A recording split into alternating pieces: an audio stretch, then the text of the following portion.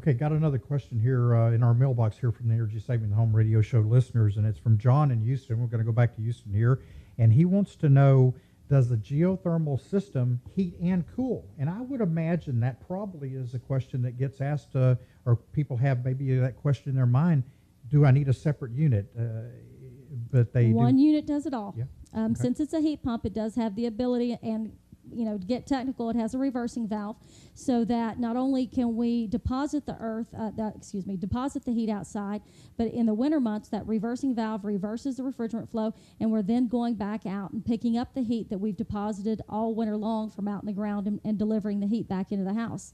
And Dennis, you love the depositing component of that, don't you? Absolutely. Hey, we talked about hip pocket green, Gary. We're always concerned about how does whatever I'm doing here affect my financial situation. So there is going to be more of an investment in geothermal, but long term, you're looking at some significant savings that can be achieved out of this. Now, there is one exception that I will say in our northern climate, okay? In a northern-dominated or a heating-dominated climate that has very low extreme, your winter design is going to be below zero, or probably 10 degrees or below.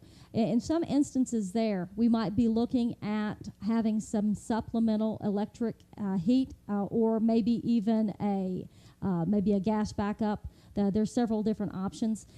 For the state of Texas, that is really not necessary. We have ample heat that we've delivered and deposited into the ground, so we don't even have a need for electric backup heat.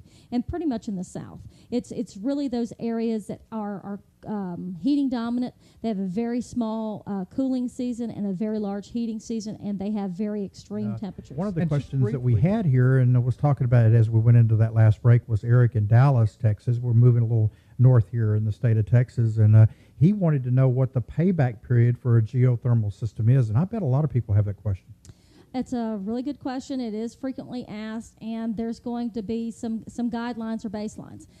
The way we could typically going to configure or work out what's your payback or return on investment. What is the form of heating that you're going to be utilizing? Are you going to use, do you have an all-electric home, so you'd have electric strip heat? Do you have natural gas? Do you have propane?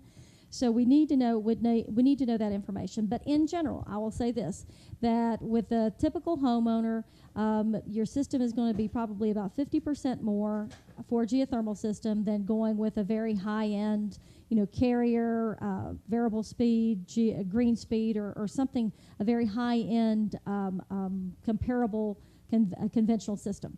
So after the 50% federal tax credit, you're going to have or after the 50% difference, you're going to have a 30% federal tax credit, which is going to really leave you with a 20% differential there. Return on investment, or paying off that 20%, you're going to see somewhere between 3 and 7 years based on if you're using natural gas, it's probably going to be closer to 7 years. If you're propane, it's probably going to be closer to 3. So 3 to 7 years is going to kind of be my swing on that based on the type of fuel source for your heating system.